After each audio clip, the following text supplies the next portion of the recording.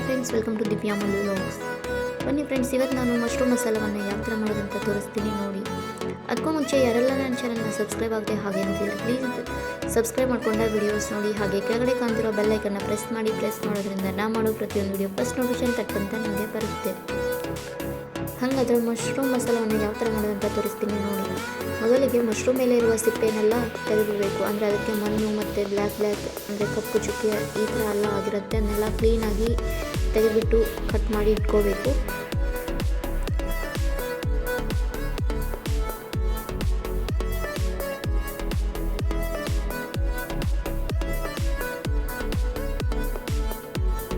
ಎಲ್ಲವನ್ನು ಇವಾಗ ಸಪ್ಪೆ ತೆಗೆದುಬಿಟ್ಟು ಚೆನ್ನಾಗಿ ಕಟ್ ಮಾಡಿ ಇಟ್ಕೊಂಡಿದ್ದೀನಿ. ಇವಾಗ ಇದನ್ನು ನೀರನ್ನು ಸೇರಿಸ್ಬಿಟ್ಟು ಚೆನ್ನಾಗಿ ವಾಶ್ ಮಾಡ್ಕೋಬೇಕು. ಎಲ್ಲವನ್ನು ಕ್ಲೀನಾಗಿ ತೊಳೆದುಕೊಳ್ಬೇಕು.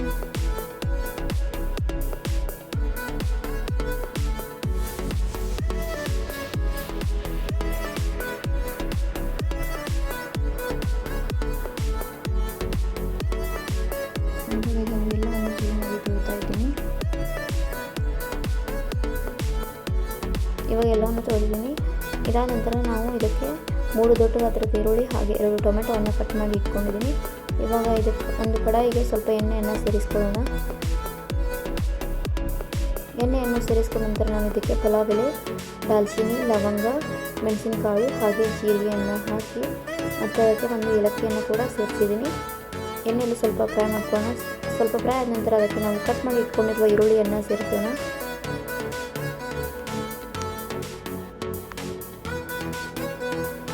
ಈರುಳ್ಳಿಯ ಹಸಿ ವಾಸನೆ ಹೋಗೋ ತನಕ ಚೆನ್ನಾಗಿ ಎಣ್ಣೆಯಲ್ಲಿ ಫ್ರೈ ಮಾಡ್ಕೋಬೇಕು.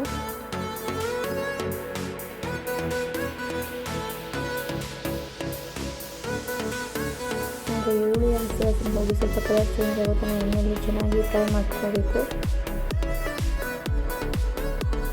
ಇವಾಗ ನೀವು ನೋಡ್ಬೋದು ಈರುಳ್ಳಿಯ ಕಲರ್ ಸ್ವಲ್ಪ ಚೇಂಜ್ ಆಗಿದೆ. ಇದಾದ ನಂತರ ನಾವು ಕಟ್ ಮಾಡಿ ಇಟ್ಕೊಂಡಿರುವ ಟೊಮೆಟೊವನ್ನು ಕೂಡ ಸೇರಿಸ್ಕೊಳ್ಳೋಣ. ಟೊಮೆಟೊ ಕೂಡ ಎಣ್ಣೆಯಲ್ಲಿ ಚೆನ್ನಾಗಿ ಫ್ರೈ ಮಾಡ್ಕೋಬೇಕು.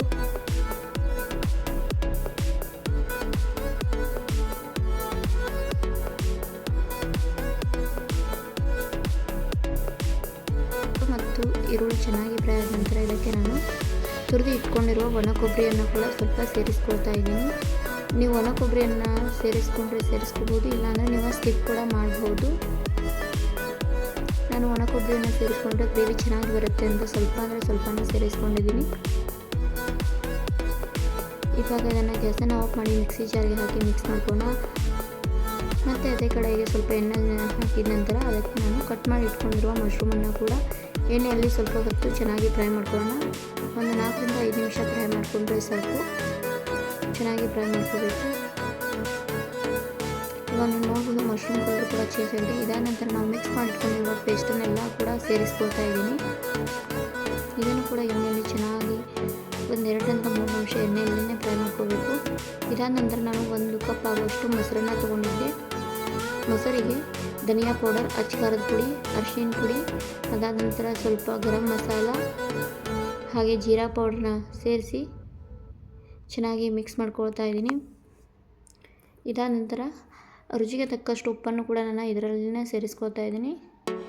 ಇವಾಗ ಮತ್ತೊಂದು ಸರಿ ಎಲ್ಲವನ್ನು ನೀಟಾಗಿ ಮಿಕ್ಸ್ ಮಾಡ್ಕೊಳ್ಳೋಣ. ಎಲ್ಲವನ್ನು ನೀಟಾಗಿ ಮಿಕ್ಸ್ ಆದ ನಂತರ ನಾವೇನು ಮಶ್ರೂಮ್ ಹಾಕಿ ಮತ್ತು ಪೇಸ್ಟನ್ನು ಹಾಕಿ ಫ್ರೈ ಮಾಡಿ ಇಟ್ಕೊಂಡಿದ್ವಲ್ಲ ಅದರಲ್ಲಿನ ಸ್ವಲ್ಪ ಶುಂಠಿ ಬೆಳ್ಳುಳ್ಳಿ ಪೇಸ್ಟನ್ನು ಸೇರಿಸ್ಕೊಳ್ಳೋಣ. ಇವಾಗ ಅದನ್ನು ಸ್ವಲ್ಪ ಹೊತ್ತು ಹಸಿ ವಾಸನೆ ಹೋಗೋ ತನಕ ಫ್ರೈ ಮಾಡಬೇಕು. ಇದಾದ ನಂತರ ನಾವೇನು ಮೊಸರಲ್ಲಿ ಎಲ್ಲ ಮಸಾಲವನ್ನು ಹಾಕಿದ್ವಲ್ಲ ಅದನ್ನು ಕೂಡ ಇವಾಗ ಸೇರಿಸ್ಬಿಟ್ಟು ಚೆನ್ನಾಗಿ ಫ್ರೈ ಮಾಡ್ಕೊಳ್ಬೇಕು. ಎಲ್ಲವನ್ನು ಚೆನ್ನಾಗಿ ಮಿಕ್ಸ್ ಆದ ನಂತರ ಇದಕ್ಕೆ ನಾನು ಅದೇ ಮಿಕ್ಸಿ ಜಾರ್ಗೆ ಸ್ವಲ್ಪ ನೀರನ್ನು ಸೇರಿಸ್ಕೊಳ್ತಾ ಇದ್ದೀನಿ. ನಿಮ್ಗೆ ಎಷ್ಟು ಗ್ರೇವಿ ಬೇಕಲ್ಲ ಅಷ್ಟು ನೀವು ನೀರನ್ನು ಸೇರಿಸ್ಕೊಳ್ಳಿ. ಇವಾಗ ಇದನ್ನು 4 ರಿಂದ 5 ನಿಮಿಷ ಚೆನ್ನಾಗಿ ಬೇಯಿಸ್ಕೊಳ್ಳೋಣ.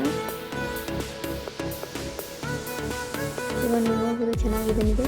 ಇದನ್ನು ನೀವು ರೈಸ್, ನಾನ್, ತಂದೂರಿ ರೊಟ್ಟಿ ಆಮೇಲೆ ಚಪಾತಿ ರೊಟ್ಟಿ ಜೊತೆ ತಿನ್ಬೋದು. ತುಂಬ ಟೇಸ್ಟಿಯಾಗಿರುತ್ತೆ, ಆರೋಗ್ಯಕ್ಕೂ ಕೂಡ ಒಳ್ಳೆಯದು. ಈ ವಿಡಿಯೋ ಏನಾದರೂ ಇಷ್ಟವಾದರೆ please like, comment, share and subscribe ಮಾಡೋದನ್ನು ಮರಿಬೇಡಿ. ಮತ್ತು ಇನ್ನೂ ಯಾರೆಲ್ಲ ನನ್ನ ಚಾನಲ್ಗೆ ಸಬ್ಸ್ಕ್ರೈಬ್ ಆಗದೆ ಹಾಗೆ ನೋಡಿದರೆ ಪ್ಲೀಸ್ ಸಬ್ಸ್ಕ್ರೈಬ್ ಮಾಡ್ಕೊಂಡ ವಿಡಿಯೋಸ್ ನೋಡಿ. ಮತ್ತೊಂದು ಹೊಸ ವಿಡಿಯೋನ ಸಿಗ್ತೀನಿ. ಬಾಯ್ ಬಾಯ್, ಟೇಕ್ ಕೇರ್.